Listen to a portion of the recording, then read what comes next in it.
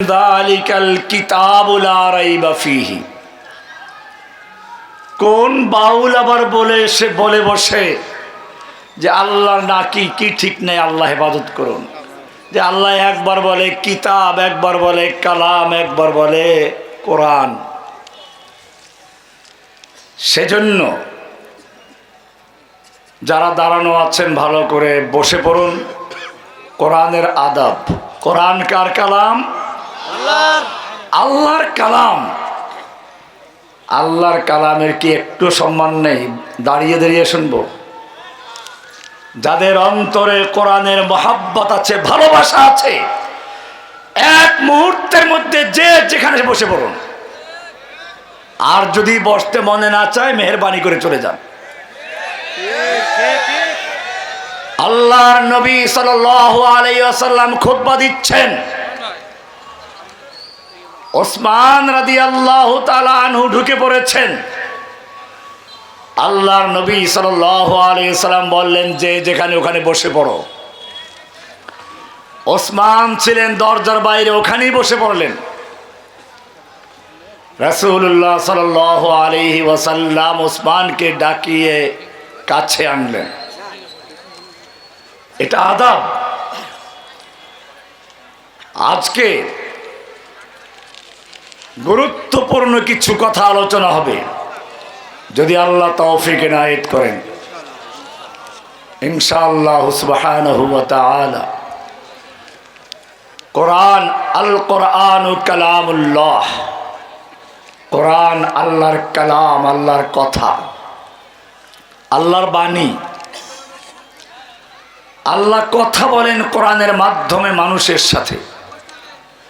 কোরআন যখন বলে ইয়া আইয়ুহান নাস, তার মানে হচ্ছে আল্লাহ তাআলা হিন্দু, বৌদ্ধ, খ্রিস্টান, মুসলমান আর যত রকমের মানুষ আছে সব মানুষের সঙ্গে আল্লাহ সরাসরি কথা বলছেন। ইয়া আইয়ুহান নাস। নাস মানে কি? না নাচানাচি। তাহলে যে ব্যক্তি বলল কুল আউযু বিরাব্বিন নাস, মালিকিন নাস, রব নাচে, ইলাহ নাচে, সব নাচতে বলেছে, কোরআনের সঙ্গে মজাক করেছে, উপহাস করেছে, চিৎকার মেরে তারা মুসলমান না কাফের? তাদের পক্ষে যারা বিবৃতি দিয়েছে, তাদের পক্ষে যারা সাফাই গিয়েছে, সে ব্যক্তি মুসলমান না কাফের? পরিষ্কার মনে রাখতে হবে। আল্লাহর কালাম যখন আল্লাহ বলেন ইয়া আইয়ুহান নাস, তার মানে হচ্ছে আল্লাহ তাআলা মানুষের সঙ্গে কথা বলছেন। নাস মানে কি? মানুষ বলতে শুধু মুসলিম মুমিন নয়, হিন্দু, বৌদ্ধ, খ্রিস্টান, তুমি যেই হও না কেন, ইয়া আইয়ুহান নাস। আমি মানুষকে উদ্দেশ্য করে বলছি, আল্লাহ তাআলা মানুষের সঙ্গে কথা বলছেন। যখন তিনি বলেন ইয়া আইয়ুহাল্লাযীনা আমানু, তার মানে হচ্ছে তিনি ঈমানদারদের সঙ্গে কথা বলছেন। এখন শুধু ঈমানদারদের সাথে কথা হচ্ছে। যখন তিনি বলেন ইয়া আইয়ুহান নাবিয়্যু, ইয়া আইয়ুহার রাসূল, ইয়া আইয়ুহাল মুযাম্মিল, ইয়া আইয়ুহাল মুদ্দাসসির, তখন শুধুমাত্র তার নবীর সঙ্গে কথা হচ্ছে। যখন তিনি বলেন ইয়া ইবাদিয়াল্লাযীনা আসরাফু, আমার ওই সকল বান্দা যারা অত্যাচার করেছো, নিজের উপরে জুলুম করেছো, বুঝতে হবে তখন আল্লাহ সরাসরি তার পাপী গুনাহগার বান্দাদের সঙ্গে কথা বলছে। এটা এজন্য কেউ যেন বলতে না পারে তুমি অনেক পাপ করেছো, গুনাহ করেছো, তোমার কথা আল্লাহ শুনবেন না। আমাদের কাছে আসো, আমাদের কিছু ভেট দাও, তোহফা দাও, হাদিয়া দাও। আমরা বললে তারপরে আল্লাহ শুনবেন, এছাড়া শুনবেন না। যেমনটা করেছে খ্রিস্টান পাদ্রীরা, রবিবারে গির্জা আসো, আমাদের কিছু টাকা পয়সা দাও, তোমাদের এক সপ্তাহের গুনাহ মাফ। যেমনটা করেছে ব্রাহ্মণরা, যেমনটা করেছে পাদ্রীরা, কোরআনকে যাতে করে কোনো বিশেষ গোষ্ঠী নিজেদের কুক্ষিগত করতে না পারে, কেউ যেন বলতে না পারে তুই পাপী, তোর কথা আল্লাহ শুনবেন না। সেজন্য আল্লাহ সরাসরি ডাক দিয়ে পাপীদের সঙ্গে কথা বলেন, ইয়া ইবাদিয়াল্লাযীনা আসরাফু, আমার ওই সকল বান্দা যারা জুলুম করেছো, পাপ করেছো, গুনাহ করেছো, আমার কাছে আসো, আমি তোমাদের ক্ষমা করে দিব। সরাসরি কথা বলে, আশ্চর্য হয়ে যাবেন। কোরআনের একটা বর্ণনার ভঙ্গি আছে।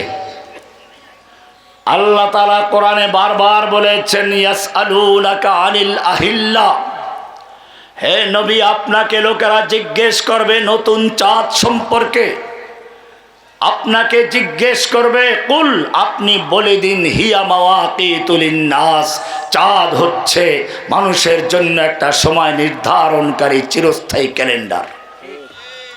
আপনি বলুন আমি কি বলতে চাচ্ছি, ভালো করে খেয়াল করবেন। ইয়াসআলুনাকা আনির রূহ, হে নবী আপনাকে লোকেরা জিজ্ঞেস করবে রূহ সম্পর্কে, রূহ কি? আপনাকে জিজ্ঞেস করবে, কুলির রূহু মিন আমরি রাব্বি, আপনি বলুন রূহ হচ্ছে আমার রবের একটা কমান্ড, একটা আদেশ, আপনি বলুন। আবার বলা হচ্ছে ইয়াসআলুনাকা আনিল মাহিদ, হে নবী আপনাকে লোকেরা প্রশ্ন করবে মেয়ে লোক যখন মাসিক ঋতুস্রাবে লিপ্ত থাকে তখন তার কাছে যাওয়া যাবে কিনা? কুল আপনি বলুন হুয়া আযান, নাপাক, তার কাছে যাওয়া যাবে না। ইয়াসআলুনাকা আনিল কালালা, আপনাকে জিজ্ঞেস করবে কালালা সম্পর্কে, নিঃসন্তান মানুষ সম্পর্কে। কুলিল্লাহু ইফতিকুম ফিল কালালা ইয়াসআলুনাকা আনিল খামরি ওয়াল মাইসির, আপনাকে লোকেরা জিজ্ঞেস করবে মদ জুয়া সম্পর্কে। কুল আপনি বলুন, প্রত্যেকটা জায়গায় আপনাকে জিজ্ঞেস করবে, আপনি বলুন, কিন্তু এক জায়গায় ব্যতিক্রম। ওয়া ইযা সালাকা ইবাদি আন্নি, যদি আপনাকে লোকেরা জিজ্ঞেস করে আমার সম্পর্কে, আমি আল্লাহ সম্পর্কে, ফাইন্নী কারিব, আমি বান্দার কাছে আছি, আপনার কোনো মাধ্যম দরকার নেই। ফাইন্নী কারিব, আমি বান্দার কাছেই আছি। উজিবু দাওয়াতাদ দাঈ ইযা দাআনি, বান্দা যখন আমাকে ডাক দেয় আমি তার ডাকে সাড়া দেই, কোনো ভায়া মাধ্যম নেই। এ কারণে আল্লাহ সুবহানাহু ওয়া তাআলা কোরআন নাজিল করার ক্ষেত্রেও তাওরাত নাজিল করেছেন পাথরের খণ্ডে লিখিত অবস্থায়, কোন কিতাব নাজিল করেছেন চামড়ায় লিখিত অবস্থায়, কোন কিতাব দিয়েছেন বাক্সবন্দি করে। আর ইহুদি আলেমরা সেই বাক্সকে পুঁজি করে ব্যবসা করেছে, গরিব সাধারণকে ধরতে দেয় নাই। ব্রাহ্মণরা তাদের কিতাবকে কক্ষিগত করেছে, সাধারণ নমদেরকে ধরতে ছুঁইতে দেয় নাই। এমনি ভাবে যুগে যুগে মানুষকে বিভক্ত করে তিন শ্রেণীর মানুষেরা নিজেদের গোলাম বানিয়েছে, নিজেদেরকে প্রভু বানিয়েছে। এক শ্রেণীর হচ্ছে ফিরাউন মার্কা শাসকেরা, স্বৈর শাসক, জালিম শাসকেরা। তারা নিজেদেরকে মনে করেছে দেশটা আমার বাবার, এক এক করে দুই দুইটা রাষ্ট্র স্বাধীন করে দিয়েছে, বাপটা আমার, আমার বোনের, আমার ভাইদের, এখানে সাধারণ জনগণের কোনো ক্ষমতা নেই, তারা সব সাধারণ, আমরা সব অসাধারণ। কোরআন বলছে ইন্না ফিরআউনা আলা ফিল আরদ, সূরা কসাস 3 নম্বর আয়াত থেকে পড়ো। ইন্না ফিরআউনা আলা ফিল আরদ, নিশ্চয়ই ফিরআউন তার ভূখণ্ডে সে আলা, সর্বময় ক্ষমতার উচ্চ পর্যায়ে দখল করে আছে। মেম্বার থেকে মন্ত্রী পর্যন্ত ইউপি সদস্য থেকে মন্ত্রী পর্যন্ত তার আঙ্গুলের ইশারা ছাড়া কেউ কিছু করতে পারে না। আলাফিল আরদে সব ক্ষমতা নিজের হাতে কুক্ষিগত করেছে, সব কিছু তার ইশারায় চলবে। এমনি ভাবে ওয়াজআলা আহলাহা শিয়া, সে তার দেশের জনগণকে বিভিন্ন দলে ফেরকা বিভক্ত করেছে। কাউকে রাজাকার তকমা লাগিয়েছে, বুড়ো হলে রাজাকার, যুবক হলে জঙ্গি, আর কেউ স্বাধীনতার পক্ষে, কেউ স্বাধীনতার বিপক্ষে, আর যদি ছাত্র হয় তাহলে তাদেরকে বলবে রাজাকারের নাতিপুতি। ওয়াজআলা আহলাহা শিয়া, কে বলেছেন? আল্লাহ বলেছেন। আল্লাহ কোরআনের 28 নম্বর সূরা আল কাসাস এর শুরুতে আল্লাহ তাআলা বলছেন ওয়াজআলা আহলাহা শিয়া, সে তার দেশের জনগণকে বিভিন্ন শিয়া বানিয়েছে। শিয়া মানে কি? শিয়া মানে দল, শিয়া মানে ইরানের শিয়া না। ওই শিয়াদেরকেও শিয়া বলা হয় কারণ তারাও মানুষের, তাদেরকে দাবি করে তারা শিয়ানে আলী, আলীর দল। শিয়া অর্থ কি? এবারে কোরআনের সূরায়ে কাসাস 28 নম্বর সূরার 4 নম্বর আয়াত, 3 নম্বর না 4 নম্বর আয়াত, ওয়াজআলা আহলাহা শিয়া। এবারে আমার হাতে আছে ওয়াজআলা আহলাহা শিয়া, সে তার দেশের জনগণকে বিভিন্ন দলে বিভক্ত করে রেখেছিল।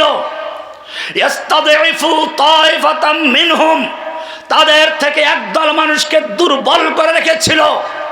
একদলকে তার সোনার ছেলে, একদলকে সন্ত্রাসী বানিয়ে 10টা হুন্ডা 20টা গুন্ডা আন্দোলন ঠান্ডা এরকম উস্কানি দিয়ে একদলকে অস্ত্র দিয়ে শক্তিশালী করেছে, আর একদলকে কারাবন্দি করে তাদের জমি জমা লুটপাট করে ব্যবসা বাণিজ্য ধ্বংস করে দুর্বল করে রাখার চেষ্টা করেছে। ফেরাউনদের চরিত্র আল্লাহ তুলে ধরেছেন। এরপরে বলেছেন ইউযাব্বিহু আবনাআহুম ওয়া ইস্তাহয়ী নিসাআহুম। ওই ফেরাউনের চরিত্র ছিল সে পুরুষদেরকে হত্যা করত, নারীদেরকে জীবিত রাখত, কিন্তু লেডি ফেরাউন নির্বিচারে গুলি করে ছেলে মেয়ে সকলকে হত্যা করেছে। এইরকম একদল হচ্ছে শাসক, যুগে যুগে যারা নিজেদেরকে এলিট মনে করে, অভিজাত মনে করে, সকল ক্ষমতার মালিক তারা। ফেরাউন সেজন্য যখন মূসা তাকে দাওয়াত দিল, ফেরাউন তার দেশের জনগণকে এর চেয়ে বড় মাঠে জড়ো করলো। কোরআন বলছে ফাহাশারা ফানাদা, সে তার দেশের জনগণকে একত্রিত করলো, হাসর করলো। হাসর, হাসর মানে বড় মাঠ, জড়ো করলো। ফানাদা, সে ঘোষণা করলো আনা রব্বুকুমুল আলা, আমি তোমাদের প্রধান রব, আমার চেয়ে বড় কে আছে? লেডি ফেরাউন এটাই করেছে। এরপরে বলেছে মা আলিমতু মিন ইলাহিন গায়রি, এই ভূখণ্ডে আমি ছাড়া কারো হুকুম চলবে না, আমি ছাড়া কারো আনুগত্য চলবে না, আমার অনুমতি ছাড়া এখানে থাকা যাবে না। এরপরে আরো বলেছে লাইন ইত্তাখাযতা ইলাহান গায়রি, আমাকে বাদ দিয়ে যদি অন্য কোনো ইলাহ গ্রহণ করো, অন্য কোনো আল্লাহ মানো, অন্য কারো বিধান মানো, লা জাআলান্নাকা মিনাল মাসজুনিন, সোজা আমি তোমাদের জেলে ঢুকিয়ে দিব। এক শ্রেণী পাওয়া গেল যারা যুগে যুগে ফেরাউন হয়েছে। মক্কার ফেরাউন আবু জাহল, আবুল হাবরা। এমনি ভাবে ভারতবর্ষের এক সময় ফেরাউন হয়েছিল ইংরেজরা।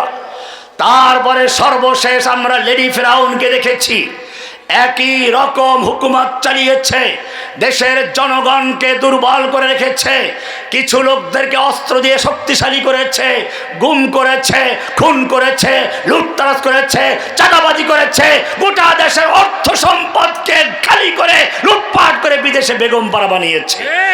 এমনকি যখন পালিয়ে যাচ্ছে তখনও নেতা নেত্রীদের খবর না নিলেও বারবার জিজ্ঞেস করছিল লাগেজ ভর্তি টাকা পয়সাগুলো ঠিক মতো হেলিকপ্টারে উঠলো কিনা। একদল মানুষ হচ্ছে এটা।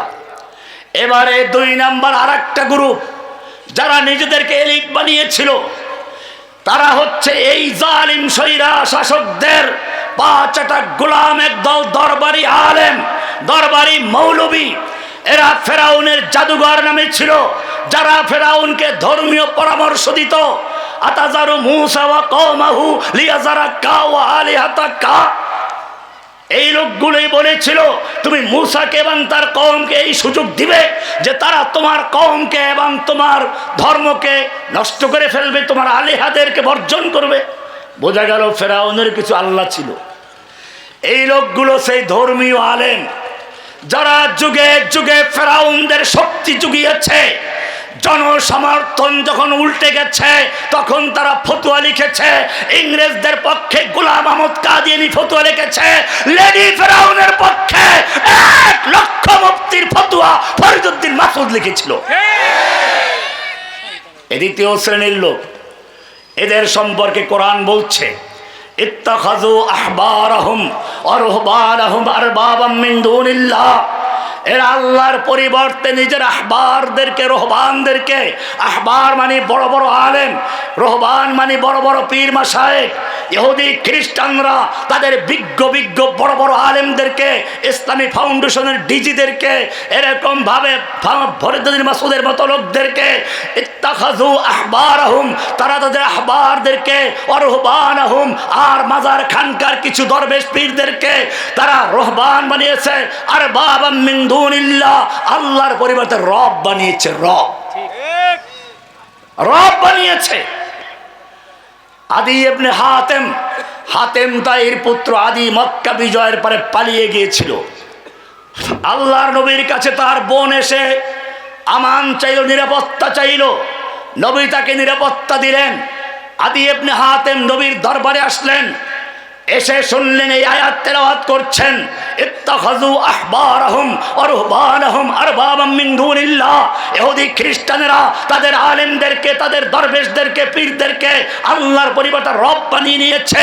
বাপের বেটা আদি দাঁড়িয়ে গেছে, বলছে ইয়া রাসূলুল্লাহ আমার আপত্তি আছে, আমি খ্রিস্টান আলেম, ইহুদি ধর্ম সম্পর্কে জ্ঞান আছে, আমরা ইহুদি খ্রিস্টানরা আল্লাহর পরিবর্তে আমাদের পোপ পাদ্রীদেরকে, আলেমদেরকে রব বানাই নাই। রব বানাই নাই, কোরআন বলছে রব বানিয়েছে। আল্লাহর নবী জিজ্ঞেস করেন, তিরমিজির হাদিস খুলে দেখো, বিষয়টা কি এমন নয়? আল্লাহর কালামে একটা বিধান দিয়েছে আর তোমাদের সেই পোপ পাদ্রীরা ওটাকে হালাল করে দিয়েছে, তখন তোমরা আল্লাহর বিধান বাদ দিয়ে সেই পোপ পাদ্রী পীর মাশায়েখ আলেমদের ফতোয়া মানো, বিষয়টা এমন কি না? হ্যাঁ তা তো করি। বলে তাহলে এটাই হচ্ছে রব বানানো। এটাই যদি রব বানানো হয় তাহলে আমার জিজ্ঞাসা, মানুষের মস্তিষ্ক ঠিক রাখার জন্য, বিবেক ঠিক রাখার জন্য আল্লাহ তাআলা মদকে হারাম করে দিয়েছেন। সামাজিক বিশৃঙ্খলা, পারিবারিক বিশৃঙ্খলার উৎস হচ্ছে মাদক। কোরআন বলছে ইন্নামা ইউরিদু শাইতানু আইয়ুকিয়া বাইনাকুমুল আদাওয়াতা ওয়াল বাগদা ফিল খামরি ওয়াল মাইসির। মদ এবং জুয়ার মাধ্যমে শয়তান মানুষের মধ্যে শত্রুতা, ঘৃণা, পরিবারের মাধ্যমে মা বাবার সাথে, ভাই ভাইয়ের সাথে, বন্ধু বান্ধবের সাথে, সমাজে চুরি ছিনতাইকারী এই মদ জুয়ার মাধ্যমে ঢোকে।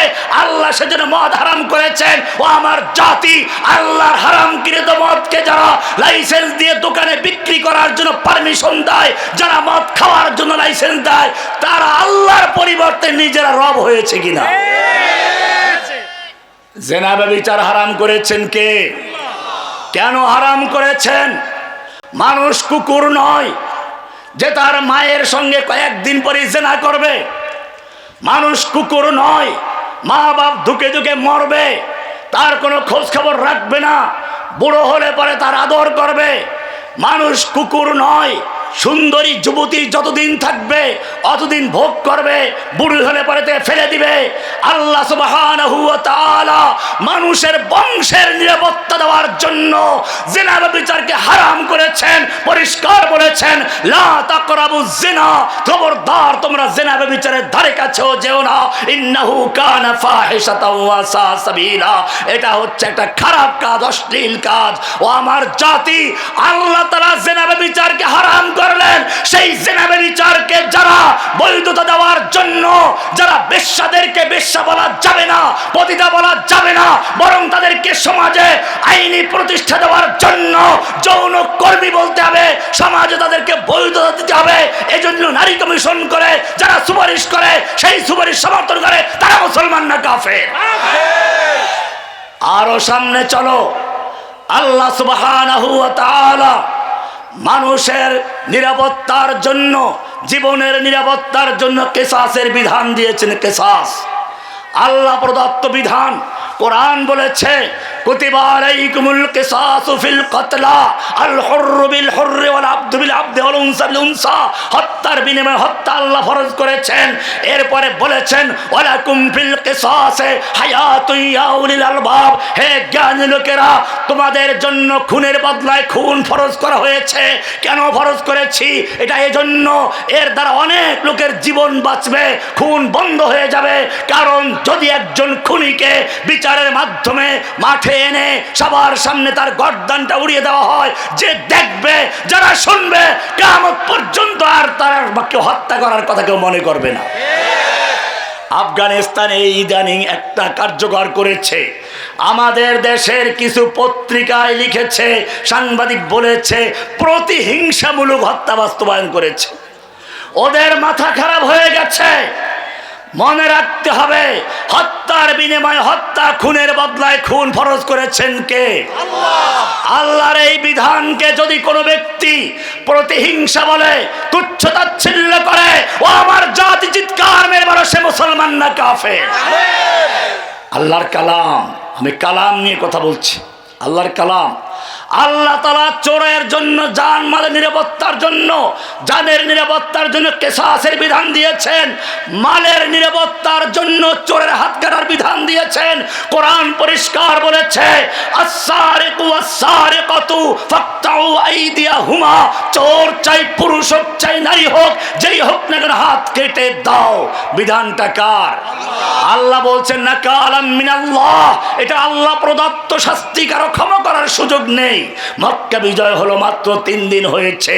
এর মধ্যেই মক্কার কুরাইশ বংশের সম্মানিত শাখা বনু মাখজুম গোত্রের একজন মহিলা চুরি করে বসেছে। চোরের নামটাও আবার মহিলার নাম ফাতেমা। সর্বনাশ হয়ে গেছে। মক্কা বিজয়ের পরে প্রথম ঘটনা, এই মহিলার হাত কাটা গেলে কুরাইশ বংশের নাক কাটা যাবে, তাহলে কি করে রহিত করা যায়? সেজন্য আল্লাহর নবীর কাছে একটু সুপারিশ করা প্রয়োজন। কে সুপারিশ করবে? সেজন্য আল্লাহর নবীর পালক পুত্র যায়েদের পুত্র উসামা, আল্লাহর নবীর পালক নাতিকে সবাই ধরলো। তুমি গিয়ে একটু তোমার দাদার কাছে কানে কানে বলবে, ইয়া রাসূলুল্লাহ, একটা চুরির ঘটনা ঘটে গেছে। চুরিটা করেছে মক্কার এক সম্ভ্রান্ত নারী। এর হাত কাটা গেলে গোড়া কুরাইশ বংশের বদনাম হবে। আপনার বংশ তো কুরাইশ বংশ, তাছাড়া ওই মহিলার নামটাও আপনার মেয়ে ফাতেমার নামে নাম। তাছাড়া এই লোকগুলো নতুন ইসলাম কবুল করেছে, মুসলিম। হাত কাটা গেলে পরে ওরা মুরতাদ হয়ে যাওয়ার আশঙ্কা আছে। অনেক সাজিয়ে গুছিয়ে এ নিয়ে বেনিয়ে আল্লাহর নবীর কাছে বলা হলো। হাদিস খুলুন, আল্লাহর নবীর কাছে যখন এই আওয়াজ পৌঁছানো হলো, সঙ্গে সঙ্গে নবীর চেহারা লাল হয়ে গেল। রাগে ক্ষোভে তিনি বললেন, আতাশফাউ ফি হাদ্দিন মিন হুদুদিল্লাহ, ও উসামা, তুমি আল্লাহর একটা বিধান নিয়ে আমার কাছে সুপারিশ করছো। জেনে রাখো, এই রোগের কারণে বড় লোকেরা চুরি করলে আগে হাত কাটা হতো না, ক্ষমা করে দেওয়া হতো। গরিবরা চুরি করলে হাত কাটা হতো। এই কারণে পূর্বের যুগের লোকদের ধ্বংস এসেছে। সামাজিক ব্যবস্থা, আইনি কাঠামো, ন্যায় বিচার ধ্বংস হয়েছে। জেনে রাখো, এটা আল্লাহর বিধান। আল্লাহি ইন্নালাউ ফাতেমাতা বিনতে মুহাম্মদ সারাকাত, যদি এই কুরাইশ বংশের মেয়ে ফাতেমা নয়, আল্লাহর নবী মুহাম্মদ সাল্লাল্লাহু আলাইহি ওয়াসাল্লামের কলিজার টুকরা, আজকে সেই ফাতেমাও যদি চুরি করত, লাকাতাতু ইয়াদাহা, আমি আল্লাহর বিধান বাস্তবায়ন করতে গিয়ে তার হাত পর্যন্ত কেটে ফেলতাম। আল্লাহর বিধান বাস্তবায়ন করা ক্ষমতা, এটা পরিবর্তন করার ক্ষমতা কারো আছে? যারা আল্লাহর সেই বিধানকে বাতিল করে কয়েকদিনের জেল জুলুম দিয়ে দেয় আর আল্লাহর উপরে প্রশ্ন করে, সেই লোকগুলো মুসলমান না কাফের? তবে এখানে ভালো করে বুঝতে হবে, এটাকে দিয়ে তারা ইসলামের এই বিধানগুলোকে দিয়ে ভয় দেখায়। ইসলাম আসলে চোরের হাত কাটা যাবে, বর্বর আইন। কিন্তু জেনে রাখো, আল্লাহর এই বিধান তখনই এসেছিল যখন যাকাত ভিত্তিক অর্থ ব্যবস্থা চালু করার পরে মানুষের অন্ন, বস্ত্র, বাসস্থান, খাদ্য, চিকিৎসা সব কিছুর ব্যবস্থা হয়েছে। এখন আর চুরি করার কোনো প্রয়োজন নেই। তখনই ইসলাম বলেছে, এখন থেকে যদি কেউ চুরি করে সে পেটের তাড়না নয়, বেগম বরাবর জন্য, অথবা বিদেশে তার বোন আছে, বোন যে আছে, বোনের ছেলেরা আছে, নিজের ছেলে আছে, ওদেরকে সম্পদশালী করার জন্য চুরি করছে, ওদের হাত কেটে দাও। প্রমাণ দেখুন, ওমর রাদিয়াল্লাহু তাআলা আনহুর যুগে দেশে অভাব দেখা দিল। বিচারকদের কাছে পত্র লিখলেন, দেশে অভাব দেখা দিয়েছে, এখন থেকে যদি কোনো চোর চুরি করে তাহলে জেনে বুঝে হাত কাটতে হবে। যদি কোনো চোর চুরি করে, তার বাচ্চা ক্ষুধার্ত, ক্ষুধার অবস্থায় কান্নাকাটি করছে, মা বাবা সহ্য করতে পারে নাই, সেজন্য চুরি করে একটু বাচ্চার মুখে খাবার দেওয়ার জন্য চুরি করেছে, ওর হাত কাটা যাবে না। আমার প্রশ্ন, আল্লাহর নবী যেই আইন বললেন পরিবর্তন করা যাবে না, ওমর রাদিয়াল্লাহু তাআলা আনহুর কি ক্ষমতা ছিল? তিনি কেন এই রাষ্ট্রীয় প্রজ্ঞাপন জারি করেছিলেন? তিনি কেন সেই রায়ের এরকম আইন ফরমান জারি করেছিলেন? পরিষ্কার লেখা আছে হাদিসে, ইদরাউল হুদুদ মাস্তাতাতুম। আল্লাহর নবীর এই ছাত্র ওমর ইবনে খাত্তাব এই আইন সম্পর্কে জানতেন। এই আইন এই পেঁয়াজ চোর, লবণ চোর, তেল চোর, আলু চোরদের জন্য নয়, চাউল চোরদের জন্য নয়, ক্ষুধার তাড়নায় চুরি করার জন্য নয়। এই চোর হচ্ছে ভিআইপি চোরদের জন্য। এখন যেহেতু অভাব দেখা দিয়েছে, সেজন্য এই চুরির বিধান এখন কার্যকর হবে না। এটাই ফুকাহায়ে কেরামদের মত। আল হুদুদ ওয়াল কিসাসু তানদারিউ বিশুবহাত। যেখানে সংশয় থাকবে, যেখানে কোন রকমের ওজর থাকবে, অজুহাত থাকবে, সেখানে এই বিধান কার্যকর হবে না। পরিষ্কার হয়ে গেল, চোরের হাত কাটা বিধান কে দিয়েছেন? যদি আজকে এই মহাসমাবেশের সামনে একটা চোর ধরে এনে ইসলামী আইন অনুযায়ী বিচারের মাধ্যমে, তবে ব্যক্তিগত বিষয় না এগুলো, বিচারের মাধ্যমে জনসমক্ষে একটা লোকের হাত কাটা হতো, আর সবাই নিশ্চিত হতো যে কেউ চুরি করে ধরা পড়লে হাত কাটা যাবে, তাহলে দরজা পর্যন্ত খোলা দিয়ে ঘুমিয়ে যাও, স্বর্ণের দোকান খোলা থাকবে, কারো সাহস হবে না চুরি করার জন্য, কারণ চুরি করে হাত দেওয়ার মতো কারো সাহস নেই। এভাবে আল্লাহ সুবহানাহু ওয়া তাআলা তার কালাম কোরআন দিয়েছেন, যাতে করে কোনো ব্যক্তি কুক্ষিগত করতে না পারে। এই কারণে বড় লোক নেই, ছোট লোক নেই। আল্লাহ তাআলা কোরআনকে দিয়েছেন এমন ভাবে, কাগজের টুকরায় লিখে নয়, পাথরের টুকরায় লিখে দেন নাই ভেঙে যাবে, আর কাঠের টুকরা লিখে দেন নাই ঘুন পোকা খেয়ে ফেলবে, কাগজে আর চামড়ায় লিখে দেন নাই ধুল বালু পরে নষ্ট হয়ে যাবে, বাক্সবন্দি করে দেন নাই কোন পীর পুরোহিতরাকে কুক্ষি করবে। আল্লাহ রাব্বুল আলামিন সেজন্য কোরআনকে সংরক্ষণ করার জন্য মানুষের অন্তরকে, সিনাকে কবুল করেছে। কোরআন আল্লাহর কালাম। আপনি বলবেন কোরআনে তো আছে, ওই যে বাউলদের মতো, লাউ আনজালনা হাযাল কুরআন আলা জাবাল, যদি আমি এই কোরআনকে পাহাড়ের উপরে নাজিল করতাম, আলা জাবালিন নাকেরা, যে কোনো পাহাড়, বাংলাদেশের পাহাড়, ইন্ডিয়ার পাহাড়, দুনিয়ার যত বড় পাহাড় হোক না কেন, লাউ আনজালনা হাযাল কুরআন আলা জাবাল, আমি যদি এই কোরআনকে পাহাড়ের উপরে নাজিল করতাম, লারাইতাহু খাশিআম মুতাসাদ্দিআম মিন খাশিয়াতিল্লাহ, তাহলে তুমি দেখতে আল্লাহর ভয়ে পাহাড় বিনয়ী হয়ে চূর্ণ বিচূর্ণ হয়ে কুরকুরা হয়ে যেত। কে বলেছেন? এত বড় কঠিন কোরআন, এত বড় ভারী কোরআন, যেটাকে আল্লাহ নিজেই বলেছেন, ইন্না সানুলকি আলাইকা কওলান সাকিলা, হে নবী আপনার উপর আমি এক ভারী কোরআন নাজিল করতে যাচ্ছি। ইলাহুল আলামিন, এই কোরআনকে তুমি মানুষের সিনার মধ্যে কিভাবে নাজিল করলে? আল্লাহ তাআলা জানাচ্ছেন, আলাম নাশরাহ লাকা সাদরাক ওয়া ওয়াদানা আনকা বিজরাক। শুনে রেখো, আমার কালাম ঠিকই ভারী, কিন্তু এই ভারী কোরআনকে নাজিল করার জন্য আমি একটা কৌশল অবলম্বন করেছি। সরাসরি সাধারণ মানুষের কলবে নাজিল করি নাই। সূর্যের আলো যেরকম ভাবে চাঁদে পড়ে সেখান থেকে ঠান্ডা স্নিগ্ধ আলো পৃথিবীতে চলে আসে, ঠিক তেমনি ভাবে আমি আমার কোরআনকে নাজিল করার জন্য আমার নবীর কলবকে তৈরি করেছি, প্রস্তুত করেছি। আলাম নাশরাহকা সাদরাক ওয়া ওয়াদানা আনকা বিজরাক, এইভাবে প্রস্তুত করে শক্তিশালী করে সর্বপ্রথম কোরআনকে আমি তার সিনায় নাজিল করেছি, ওখান থেকে ঠান্ডা করে তারপরে হাফেজে কোরআনদের সিনায় নাজিল করে দিয়েছি। ইলাহুল আলামিন, তুমি সাধারণ লোকদের কলবের মধ্যে কোরআন কেন নাজিল করলে? আমি কোরআন এজন্য সাধারণ লোকদের মধ্যে, ছোট হও বড় হও, আরবি হও আজমি হও, কালা হও ধলা হও, মোটা হও চিকন হও, তুমি যেই ধরনের লোক হোক না কেন, কোরআন তোমার জন্য উন্মুক্ত। যে কেহ কোরআন যাতে পড়তে পারে, মুখস্থ করতে পারে, সেজন্য উন্মুক্ত করার জন্য আমি কোরআনকে সবার জন্য খুলে দিয়েছি। এক একটা জীবন্ত লৌহ মাহফুজ। এই কোরআনকে ধ্বংস করতে না পারে আল্লাহ সুবহানাহু ওয়া তাআলা সেজন্য বলেছেন, ইংরেজরা যখন এই ভারতবর্ষ দখল করেছিল, আপনারা জানেন ইংরেজরা মুসলিমদের হাত থেকে ক্ষমতা নিয়েছিল।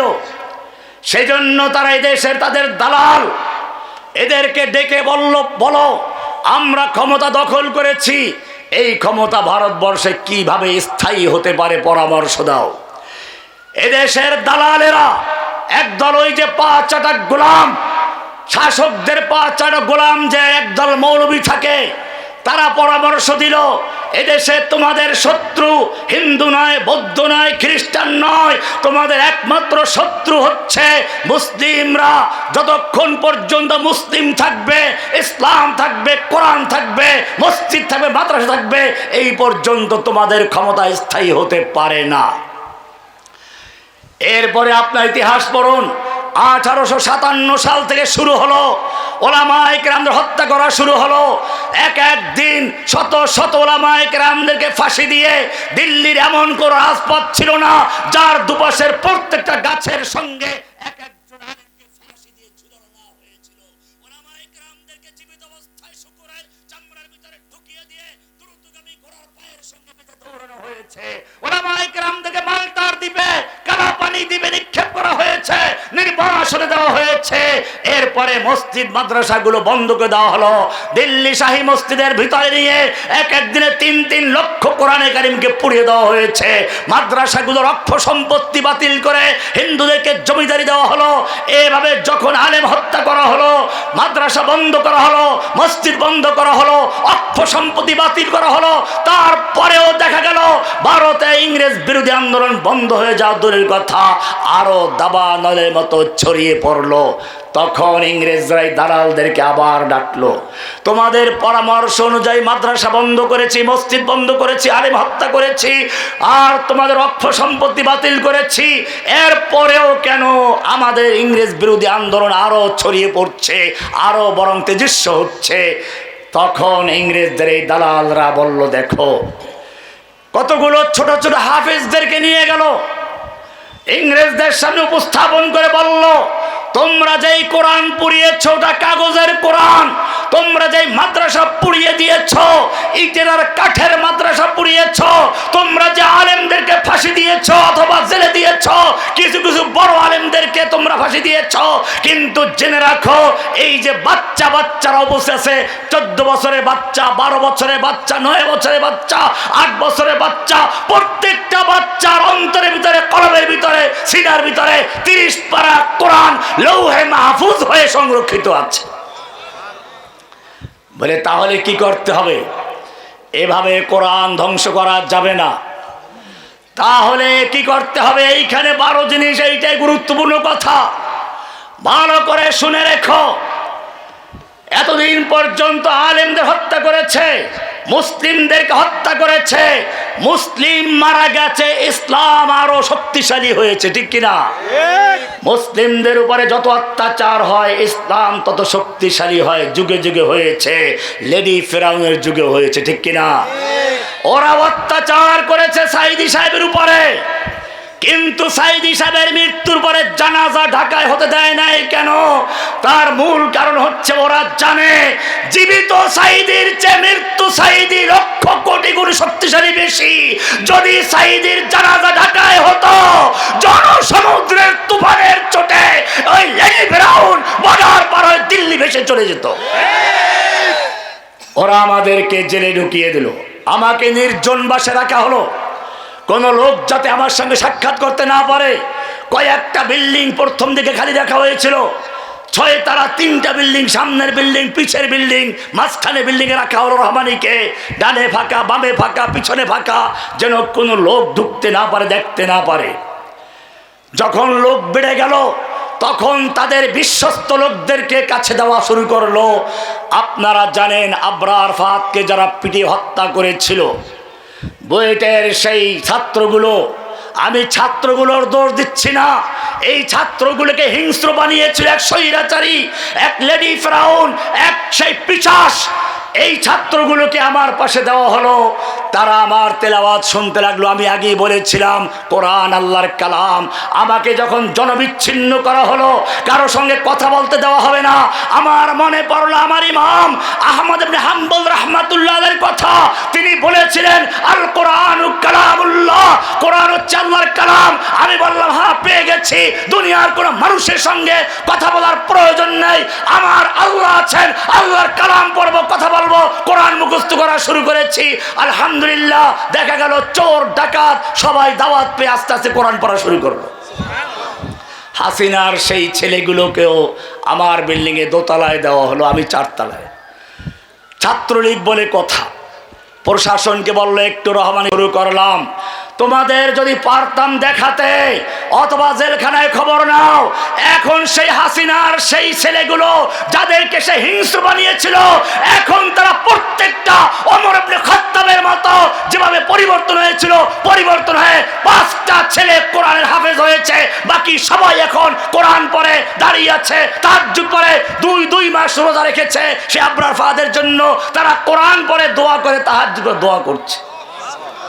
কোরআন আর একবার প্রমাণ করে দিল, 1500 বছর পূর্বে ওমর ইবনে খাত্তাব নবীকে হত্যা করার জন্য উন্মুক্ত তলোয়ার নিয়ে বের হয়েছিল। কোরআন তাকে পরিবর্তন করে নবীর সামনে হাজির করে দিয়েছিল, স্বর্ণ মানুষে পরিণত করেছিল। 1500 বছর পরে আল্লাহ তাআলা আবার সেই বুয়েটের ছাত্রগুলোকে, যাদেরকে হাসিনার স্বৈরাচার তাদেরকে হিংস্র বানিয়েছিল, তাদেরকে সেই বাঘ ভল্লুকের মতো ছিঁড়ে ফিরে খাওয়ার মতো হিংস্র বানিয়েছিল, সেই লোকগুলোকে কোরআনের স্পর্শে এসে, কালামের স্পর্শে এসে তাদেরকে স্বর্ণ মানুষে বানিয়ে দিয়েছে।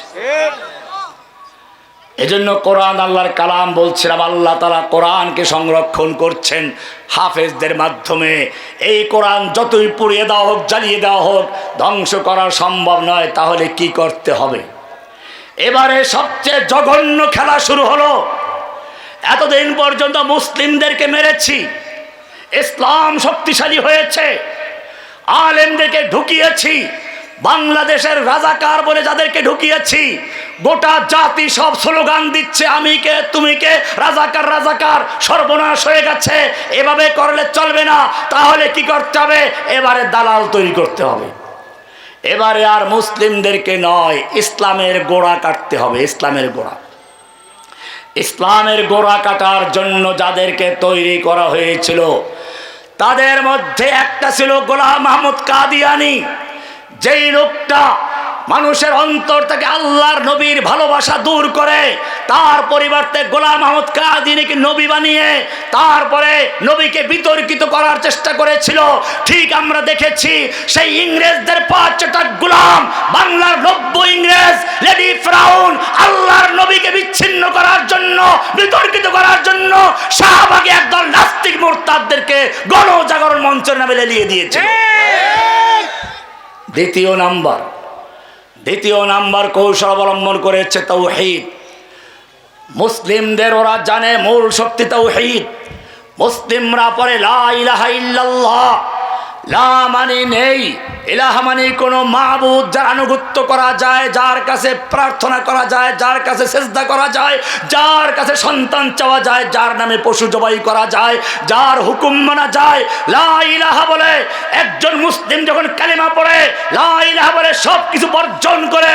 লা ইলাহা কারো হুকুম চলবে না, সংসদে আল্লাহর আইন বাতিল করা চলবে না। লা ইলাহা আল্লাহর আইন ছাড়া আদালতে কোনো বিচার চলবে না। লা ইলাহা আল্লাহর হুকুম ছাড়া ব্যাংক চলবে না। লা ইলাহা আল্লাহর হুকুম ছাড়া সমাজ চলবে না। লা ইলাহা কোনো মাজার চলবে না। লা ইলাহা কোনো পীরের পায়ে সেজদা চলবে না। লা ইলাহা কোনো মাজারে বাতি দেওয়া চলবে না। সবগুলো বর্জন করে ইল্লাল্লাহ বলে শুধু গ্রহণ করবে কাকে? আল্লাহকে। লা ইলাহা ইল্লাল্লাহ। একটা পুরাতন বিল্ডিং এ রং করতে গেলে মানুষ যেরকম ভাবে প্রথমে পুরাতন রংটা ঘষে মেজে ধুয়ে মুছে পরিষ্কার করে তারপরে নতুন রং করে, ঠিক তেমনি ভাবে একজন লোক যখন ইসলামে প্রবেশ করে লা ইলাহা বলে সব কিছু ধুয়ে মুছে পরিষ্কার করে, কোন নেতা নয়, নেত্রী নয়, আদর্শ নয়, সব বাতিল করে শুধু একজনকে মানে লা ইলাহা ইল্লাল্লাহ বলে কাকে গ্রহণ করে? আল্লাহকে। এটার নাম তাওহীদ। এটার নাম কি? তাওহীদ। ঈমান, তাওহীদ। তাওহীদের দুই রকম, ভালো করে শোনো। কয় রকম? লা ইলাহাকে বুঝে শুনে পড়তে বলা হয়েছে। সূরা মুহাম্মদ খুলে দেখো, পরিষ্কার বলা আছে ফা'লাম আন্নাহু লা ইলাহা ইল্লাল্লাহ। জেনে বুঝে লা ইলাহা ইল্লাল্লাহ পড়ো। কি জানবো বুঝবো? এটা সাক্ষী দিতে হবে। কোরআন বলছে জানো, কুল আইয়ু শাইইন আকবারু শাহাদা, সবচেয়ে বড় সাক্ষ্য কোনটি জানো কি? আবার আল্লাহ বলছেন তুমি কি জানো কোন সাক্ষ্য আছে যেটা আল্লাহ নিজে দিয়েছেন? কোরআন বলছে শাহিদাল্লাহু আন্নাহু লা ইলাহা ইল্লা হুয়া ওয়াল মালাইকাতু ওয়া উলুল ইলমি কায়িমান বিল কিসত। লা ইলাহা ইল্লাহু, লা ইলাহার সাক্ষী স্বয়ং আল্লাহ দিয়েছেন। লা ইলাহা হচ্ছে এক, লা ইলাহা তাওহীদ। লা ইলাহা ইল্লাল্লাহ, লা ইলাহা মানে বর্জন, ইল্লাল্লাহ মানে গ্রহণ। লা ইলাহা মানে তাখলিয়া, খালি করা, ইল্লাল্লাহ মানে তাহলিয়া, পূরণ করা। লা ইলাহা মানে হচ্ছে কুফর বিত তাগুত। আল্লাহর পরিবর্তে যারা সমাজে রব হয়ে বসে আছে, আদালতে রব হয়ে বসে আছে, সংসদে রব হয়ে বসে আল্লাহর বিধানকে পরিবর্তন করছে, তাদের লা ইলাহা বলে বর্জন করো। লা ইলাহা মানে বর্জন করো ওই সমস্ত লোকদেরকে যারা মাজার তৈরি করে, খানকা বানিয়ে আল্লাহর পরিবর্তে নিজেরা শরিয়াত তৈরি করে দিচ্ছে। লা ইলাহা বলে সেই সবগুলো বর্জন করে ইল্লাল্লাহ বলে শুধু একজনকে গ্রহণ করো। কাকে? আল্লাহকে। এই দুইটা শর্ত, একটা হচ্ছে কুফর বিত তাগুত আর একটা হচ্ছে ঈমান বিল্লাহ। দুইটা মিলে হয় তাওহীদ। দুইটা মিলে কি? দুইটা মিলে তাওহীদ হয়। এবারে দলিল নাও কোরআন থেকে, ভালো করে মুসলমান শুনে নাও। কোরআনের সূরা বাকারা 2 নম্বর সূরা এর 256 নম্বর আয়াত, আয়াতুল কুরসির পরের আয়াত। আল্লাহ বলছেন ফামান ইয়াকফুর বিত তাগুত, ফামান ইয়াকফুর বিসুকুনির রা। আল্লাহ বলছেন লা ইলাহা বলে যেই ব্যক্তি তাগুতকে বর্জন করলো। তাগুত মানে কি? আল্লাহর পরিবর্তে যাদের পূজা করা হয়, আল্লাহর পরিবর্তে যাদের কাছে সন্তান চাওয়া হয়, আল্লাহর পরিবর্তে যাদের পায়ে সেজদা করা হয়, আল্লাহর পরিবর্তে যাদের সামনে নীরবে দাঁড়িয়ে থাকা হয়। লা ইলাহা বলে তাগুতকে বর্জন করো। তাগুত হচ্ছে তারা যারা আদালতে বসে আল্লাহর আইন বাতিল করে, মানব রচিত আইনে বিচার ফয়সালা করে, তাদেরকে বর্জন করো। লা ইলাহা বলে তাগুত হচ্ছে তারা যারা সংসদে বসে আল্লাহর আইনকে বাতিল করে দিয়ে নিজেরা ভঙ্গার আইন তৈরি করে, সেই আইন দিয়ে বিচার করতে বাধ্য করে। ওই আইন না মানলে কারাগারে ঢুকিয়ে দেয়, জেলখানায় ঢুকিয়ে দেয়। লা ইলাহা বলে ফামান ইয়াকফুর বিত তাগুত, তাগুতকে বর্জন করলো। ওই উমিন বিল্লাহি ইল্লাল্লাহ বলে আল্লাহকে গ্রহণ করলো। এই দুইটা কাজ যে করলো, আল্লাহ বলছেন, উলামায়ে কেরাম সাক্ষী থাকুন, আল্লাহ বলছেন ফাকাদ ইস্তামসাকা। ইস্তামসাকা বলেছেন, মাসাকা বলেন নাই। ইস্তামসাকা মানে শক্তভাবে ধরেছে। শক্তভাবে ধরেছে। কি ধরেছে? বিল উরওয়াতিল উসকা, শক্ত হাতল ধরেছে। লান ফিসামা লাহা, যা কখনো ছিঁড়ে যাবার নয়। কি বলা হচ্ছে? আল্লাহ তাআলা জানিয়ে দিচ্ছেন যে ব্যক্তি সমস্ত তাগুতকে বর্জন করে আল্লাহকে গ্রহণ করবে, একটা শক্ত ডাল ধরে ঝুলতে হলে এক হাতে ধরলে বেশিক্ষণ ঝোলা যাবে না, ছিটকে পড়ে যাবে। শক্তভাবে ধরতে হলে 2 হাত দিয়ে ধরতে করতে হবে। সেটাই আল্লাহ আয়াতে বলেছেন, সূরা বাকারার 256 নম্বর আয়াত আল্লাহ বলেছেন, ফামাই ইয়াকফুর বিত্তাগুত, যে ব্যক্তি লা ইলাহা বলে তাগুতকে বর্জন করেছে, ইল্লাল্লাহ বলে আল্লাহকে গ্রহণ করেছে। কয় হাত হলো? কয় হাত হলো? কি কি? কুফর বিত্তাগুত, ঈমান বিল্লাহ। জোরে বলো কি কি? আরো জোরে, কুফর বিত্তাগুত, ঈমান বিল্লাহ। তাওহীদের দুই রকম। জোরে বলো, তাওহীদের দুই রকম। কুফর বিত্তাগুত, ঈমান বিল্লাহ। দুই হাত হলো। আল্লাহ এবারে বলছেন ফাকাদ ইস্তামসাকা, সে শক্তভাবে ধরেছে। কি ধরেছে? দুর্বল কোনো ডাল ধরে নাই, আট্টসি নয়, নয়রসি নয়। ফাকাদ ইস্তামসাকা বিল উরওয়াতিল উসকা, সে মজবুত হাতল ধরেছে, মজবুত রশি ধরেছে। লান ফিসাম লাহা, দুনিয়ার কোন পরাশক্তি, নরেন্দ্র মোদীর পারমাণবিক বোমা, 5 লক্ষ সৈনিক, আর হাসিনার সেই ছাত্রলীগ, যুবলীগ, পুরুষ লীগ, দর্শক লীগ, আর যত রকমের লীগ আছে সব মিলে লান ফিসাম লাহা, তাদেরকে বিচ্ছিন্ন করতে পারবে না। কারণ তারা হাতল ধরেছে, রশি ধরেছে কাকে? আল্লাহকে। কোরআন ভালো করে পড়ো। কোরআন বলছে, আলাম তারা কাইফা দারাবাল্লাহু মাসালান কালিমাতান তাইয়িবাতান কাশাজারাতিন তাইয়িবা আসলুহা সাবিতুন ওয়া ফারউহা ফিস সামা। এই কালিমায়ে তাইয়িবা তুমি কি পড়ছো ভালো করে জেনে রাখো। আল্লাহ বলছেন, আলাম তারা, তুমি কি জানো কি কালিমা তুমি পাঠ করেছো? কালিমাতান তাইয়িবাতান কাশাজারাতিন তাইয়িবা। এই কালিমা হচ্ছে একটা পবিত্র গাছের মতো।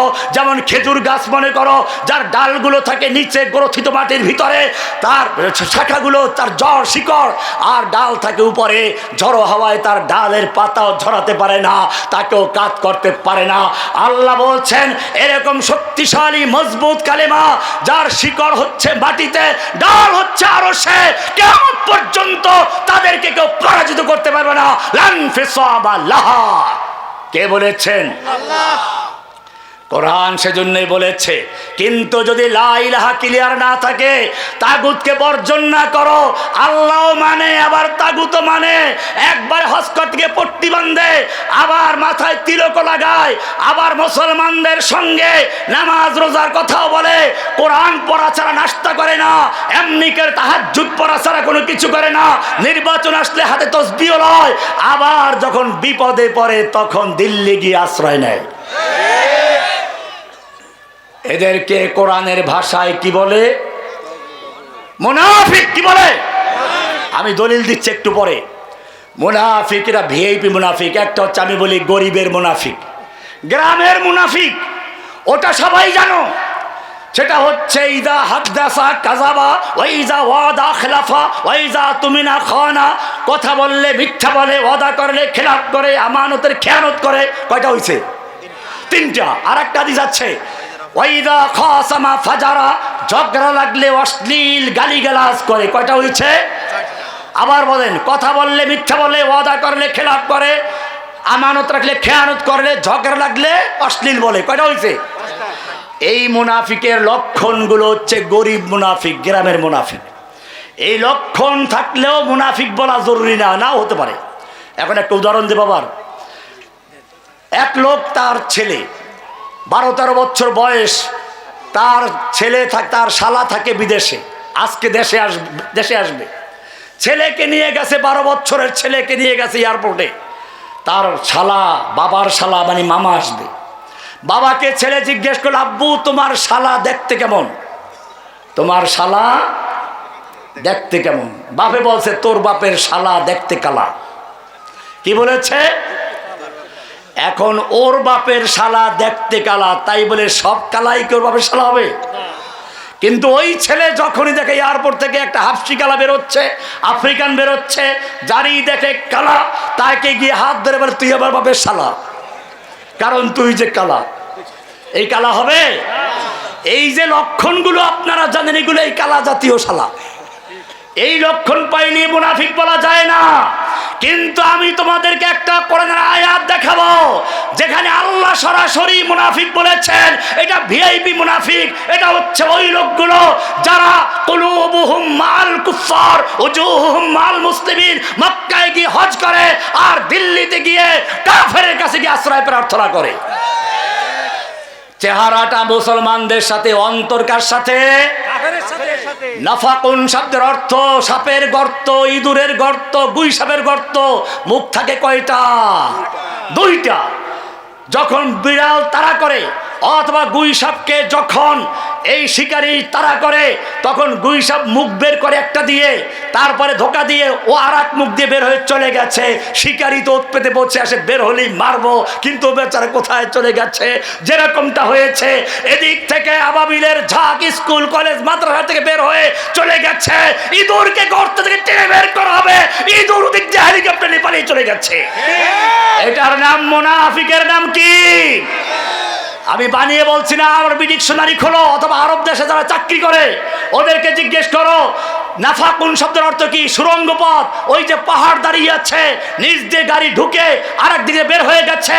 তুমি কর্ণফুলী নদীতে যাও, টানেল দেখো, এক মুখ দিয়ে ঢুকে গেছে, নদী দাঁড়িয়ে আছে, জাহাজ চলছে, লঞ্চ চলছে, নৌকা চলছে, কিন্তু নিচে দিয়ে গাড়ি উপর দিয়ে ঢুকে, এক পাশ দিয়ে ঢুকে আরেক পাশে বের হয়ে গেছে। আরবিতে বলে নাফাকুন। কি বলে? কি বলে? রুট ওয়ার্ড আছে, রুট ওয়ার্ড। নাফাক হচ্ছে মূল শব্দ, নাফাকুন মানে দুই মুখীর গর্ত, যার দুইটা মুখ থাকে। ওখান থেকে মুনাফিক, ওখান থেকে কি মানে যার দুইটা চেহারা থাকে, কলবটা থাকে একদিকে, অন্তরে থাকে একটা, চেহারা মুখে থাকে আর একটা। অন্তর থাকে কাফেরের সঙ্গে আর চেহারা থাকে মুসলমানদের সঙ্গে, একে বলা হয় কি? নাফাকুন থেকে মুনাফিক। ওই আর একটু বলে দেই, বাউল। বাউল, বাউল মানে কি? পেশাব। বাউল মানে কি? ডিকশনারি খোলো, যতগুলো ডিকশনারি আরবি কিতাব আছে, আরবি বাংলা ডিকশনারি পাওয়া যায়, গুগলে সার্চ দাও, এআই কে জিজ্ঞেস করো, সবাই বলবে বাউল অর্থ কি? পেশাব। বাউল অর্থ কি? পেশাব। সেটা হলো রুট ওয়ার্ড, মূল শব্দ। এখান থেকে যদি বলো সে পেশাব করে, আমি পেশাব করি, অতীত পেশাব করেছি, সামনে করেছি, ওটা পরিবর্তন হবে। বাংলায় যেমন বলি আমি পেশাব করেছি, আমি করব, আরবিতে বললে কি আসবে? হুয়া ইয়াবুল, আনতা তাবুল, আনা আবুল, আনা। হ্যাঁ, আরবি খোলো, রহমানি মজাক করে না, রহমানি আরবির উস্তাদ। ডিকশনারি খুলে দেখো, ওরা বলবে বাউল আসছে বাতুল থেকে। কোথায় বাতুল আর কোথায় বাউল? তারপরে লেখছে ওরা আবার, ওদের কোনো ধর্মীয় গ্রন্থ নাই, বাউলদের কোনো কিতাব নাই। এই জন্য বাংলা একাডেমি ওদের পক্ষে কিতাব লিখেছে, কারণ ওদেরকে তৈরি করেছে যে ওদের ইংরেজ বাবারা।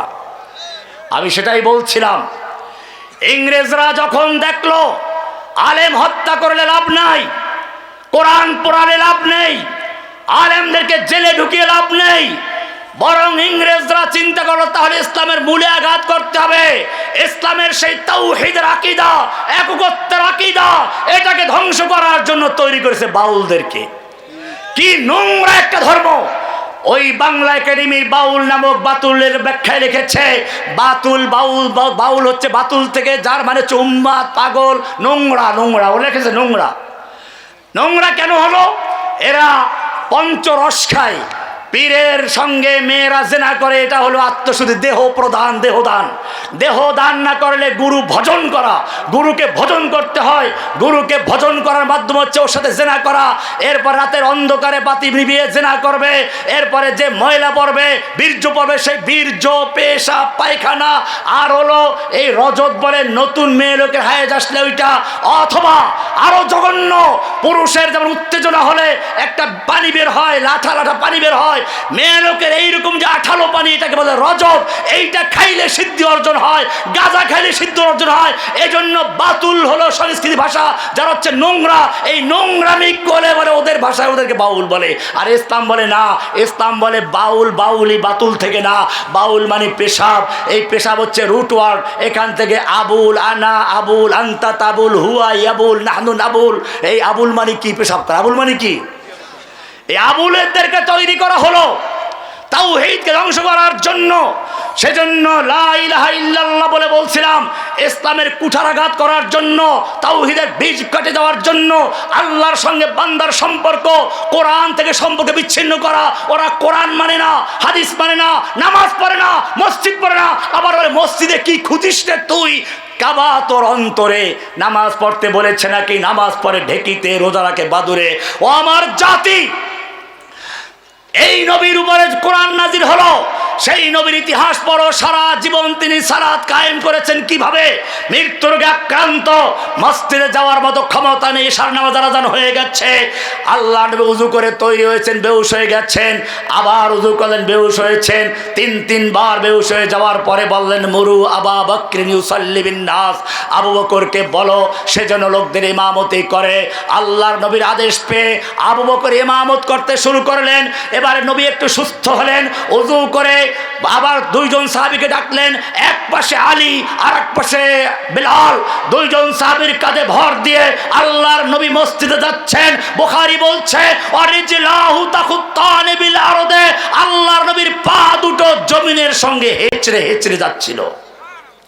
যেই নবী মৃত্যু রোগে আক্রান্ত অবস্থায় দুজন লোকের কাঁধে ভর দিয়ে নামাজ পড়তে যাচ্ছে, অথচ আল্লাহ বলছেন লিয়াগফির লাকাল্লাহু মা তাকদ্দামা মিন যামবিকা মা তাআখারা। হে নবী, আল্লাহ তাআলা আপনার আগের পিছের সমস্ত গুনাহ ক্ষমা করে দিয়েছেন। সেই ক্ষমাপ্রাপ্ত নবী মৃত্যু রোগে আক্রান্ত অবস্থায় জামাতের সঙ্গে নামাজ পড়তে যাচ্ছেন। এরপরে যদি কোনো বাউল বলে, কোনো ফকির বলে, কোনো ল্যাংটা ফকির বলে আধ্যাত্মিকতার চূড়ান্ত মাকামে গেলে নামাজ রোজা লাগে না, অথবা নামাজ পড়ে ঢেকিতে রোজা রাখে বাদুরে, সে ব্যক্তি মুসলমান না কাফের। সেজন্য মনে রাখতে হবে লা ইলাহা ইল্লাল্লাহ, এটা আল্লাহর বিধান। এই বিধানকে যারা মানে, তাওহীদ যাদের আছে, দুই রকম যারা পূরণ করে তাদের অন্তরে তাওহীদ আছে। কোরআন বলছে এবারে ওয়ালা তাহিনু ওয়ালা তাহজানু ওয়া আনতুমুল আ'লাউনা ইন কুনতুম মুমিনিন, তোমাদের কোনো চিন্তা নেই, কোনো ভয় নেই, তোমাদের কোনো হীনমন্য হওয়ার কারণ নেই। ভারতের কত শক্তি আছে, হাসিনার কত লীগ আছে, ওয়ালা তাহিনু, ভয় করো না, চিন্তা করো না, ওয়ালা তাহজানু, চিন্তা করো না, ওয়া আনতুমুল আ'লাউনা, তোমরাই থাকবে সমাদৃত, তোমরাই থাকবে উচ্চাসনে, তোমরাই হবে বিজয়ী। ইন কুনতুম মুমিনিন, শর্ত যদি কি হতে পারো? তাওহীদবাদী মুমিন হতে পারো, দুই শর্ত পূরণ করতে পারো। ফাকাদ ইসতামসাকা বিল উরওয়াতিল উসতা। এবারে কোরআন বলছে যালিকা বিআন্নাল্লাহা মাওলাল্লাযীনা আমানু ওয়া আন্নাল কাফিরিনা লা মাওলা লাহুম। আল্লাহ বলছে এটা এই জন্য, কারণ তুমি যখন লা ইলাহা ইল্লাল্লাহ বলে আল্লাহকে মেনে নিয়েছো, এখন আল্লাহ তোমার মাওলা, অভিভাবক। ওরা স্লোগান দেয়, বলে এই নেতা আছে, কয় যে হ্যাঁ আছে। কোন সে নেতা? অমুক নেতা। আল্লাহ বলছেন ওদের নেতা নাই। কে বলেছেন? কোরআন পরিষ্কার জানিয়ে দিয়েছে যালিকা বিআন্নাল্লাহা মাওলাল্লাযীনা আমানু, মুমিনদের মাওলা আছে, অভিভাবক আছে, ওয়া আন্নাল কাফিরিনা, আর কাফেরদের ব্যাপারে শুনে রেখো লা মাওলা লাহুম, ওদের যত সৈনিক থাকুক, ওদের যত অস্ত্র থাকুক, ওদের যত বোমা থাকুক, লা মাওলা লাহুম, ওদের মাওলা নাই। মুমিনদের কি আছে? এটাই মূল শক্তি। এই শক্তি দিয়ে ইসলাম বিজয় করেছে। বদরের যুদ্ধের ইতিহাস পড়ো, আল্লাহর নবী দোয়া করছেন তার তাবুতে, আল্লাহ এই অল্প কয়টা লোক যদি তুমি ধ্বংস করে দাও, তুমি যদি চাও আজকের পরে তোমার নাম নেওয়ার মতো কেউ থাকবে না, তাহলে আমাদের ধ্বংস করে দাও, নইলে তুমি আমাদের বিজয় দান করো। আবু জাহেলের তাবুতেও দোয়া হচ্ছে। তোমরা তো মনে করো আবু জাহেলরা আল্লাহ মানত না তাই কাফের। এই বেটা, তোর চেয়ে আর তোর প্রধানমন্ত্রীর চেয়ে আল্লাহর ওই মক্কার কাফেরদের ঈমান অনেক ভালো ছিল। আমি এই বক্তব্যই তো দিয়েছিলাম, আর এই কারণে আমাকে জেলে ঢুকিয়েছিল। সেই লেডি ফেরাউন বলেছিল মন্দিরে গিয়ে হিন্দুদেরকে খুশি করার জন্য, আমাদের হিন্দুদের সাথে কোনো সমস্যা নেই, কিন্তু তুমি তো মুসলমান, তোমার যদি হিন্দু হতে চায় ঘোষণা দিয়ে হিন্দু হয়ে যাও, আমাদের কোনো প্রশ্ন নেই। কিন্তু তুমি মুসলমান দাবি করে মন্দিরে গিয়ে বললে আমরা জানি প্রতি বছর মা দুর্গা দেবী কোনো না কোনো বাহনে চড়ে আসেন, এবার এসেছেন গজে চড়ে, আর গজে চড়ে আসলে দেশে ফসল বেশি হয়, এবার তাই হয়েছে। তখন রহমানের কণ্ঠ গর্জে উঠেছিল, তোমার এই আকীদা মক্কার আবু জাহেল আবু লাহাবদের চেয়েও জঘন্য। কোরআন থেকে দলিল পেশ করেছিলাম, কোরআন তোমরাও শুনে রেখো। কোরআন বলছে ওয়ালা ইন সালতাহুম মান খালাকাহুম লা ইয়াকুলুন্নাল্লাহ। হে নবী, আপনি যদি মক্কার কাফেরদেরকে আবু জাহেল আবু লাহাবদেরকে জিজ্ঞেস করেন মান খালাকাহুম, কে ওদের সৃষ্টি করেছে, লা ইয়াকুলুন্নাল্লাহ, তারা অবশ্যই বলবে সৃষ্টি করেছেন কে? তুমি আমি যেমন বিশ্বাস করি সৃষ্টিকর্তা আল্লাহ, মক্কার আবু জাহেল আবু লাহাবরা বিশ্বাস করতে সৃষ্টিকর্তা কে? আল্লাহ। আরো সামনে চলো, কোরআন বলছে ওয়ালা ইনসালতাহুম মান খালাকাস সামাওয়াতি ওয়াল আরদা ওয়া সাখারাশ শামসা ওয়াল কামার। হে নবী, আপনি যদি মক্কার আবু জাহল আবু লাহাবদেরকে জিজ্ঞেস করেন কে সৃষ্টি করেছে আসমান এবং জমিন, ওয়া সাখারাশ শামসা ওয়াল কামার, চন্দ্র সূর্য তোমাদের অধীনস্থ করে দিয়েছে কে, লা ইয়াকুলুনাল্লাহ, ওই মক্কার কাফেররা বলবে সব করেন কে? আরো সামনে চলো, কোরআন বলছে ওয়ালা ইনসালতাহুম মান নাযালা মিনাস সামাই মাআন। তুমি যদি মক্কার আবু জাহল আবু লাহাবদেরকে জিজ্ঞেস করো মান নাযালা মিনাস সামাই মাআন, কে আসমান থেকে পানি বর্ষণ করে, ফাহিয়া বিহিল আরদা মিন বাদি মাউতিহা, সেই পানির মাধ্যমে মৃত্যু জমিনকে, শুকিয়ে চৌচির হয়ে যাওয়া জমিনকে তরুতাজা করে ফসল উৎপন্ন করেন কে, ফসল দেয় কে, রিজিক দেয় কে? লা ইয়াকুলুনাল্লাহ, আল্লাহ বলেন মক্কার আবু জাহল আবু লাহাব কাফেররা বলবে সব করেন কে? তাহলে ফসল দেওয়ার মালিক আপনি আমি যেমন বিশ্বাস করি আল্লাহ, মক্কার কাফেররা বিশ্বাস করতো কাকে? কোনো পার্থক্য আছে? তাহলে যেই লেডি ফিরাউন বিশ্বাস করে দুর্গা দেবী গজে চড়ে আসলে দেশে ফসল হয়, সে মুসলমান না কাফের? সে যেই বিশ্বাস করে তাদের কাছেই চলে গেছে, এটা মনে রাখতে হবে। এজন্য ভয় পেলে চলবে না। কোরআন বলছে ওদের কোনো মাওলা নাই, মুমিনদের মাওলা আছে। মুমিনদের মাওলা কে? কোরআন এবারে তোমাকে বলছে খবরদার, নির্বাচন আসলে কার সাথে জোট করো, কার সাথে দল করো, এটাও কোরআনে আছে। এখন আবার কোরআন আয়াতটা 2 নম্বর বলে দিই। কোরআন স্পষ্ট বলেছে, আল্লাহ তাআলা বলছেন আল্লাযীনা ইয়াত্তাখিযুনাল কাফিরিনা আউলিয়া মিন দুনিল মুমিনিন, আল্লাযীনা ইয়াত্তাখিযুনাল কাফিরিনা আউলিয়া মিন দুনিল মুমিনিন, যারা মুমিনদেরকে বাদ দিয়ে কাফেরদের সাথে বন্ধুত্ব করে, যারা সরাসরি বলে শরিয়া মানি না, যারা সরাসরি নাস্তিক যে বাউল যে আল্লাহকে গালি দিল সরাসরি তার পক্ষ নেয়, বিবৃতি দেয়, ও মুসলমান, আল্লাহ কিনে যদি কোনো ব্যক্তি তুচ্ছতাচ্ছিল্য করে, আল্লাহর কোরআন কিনে তুচ্ছতাচ্ছিল্য করে, আল্লাহর নবী কিনে তুচ্ছতাচ্ছিল্য করে, সে পরিষ্কার কাফের, মুরতাদ। সে ব্যক্তির বউ যদি মুসলমান হয় তালাক হয়ে যায়, তাকে মুসলমানদের কবরস্থানে দাফন করা জায়েজ নেই, সে মুরতাদ।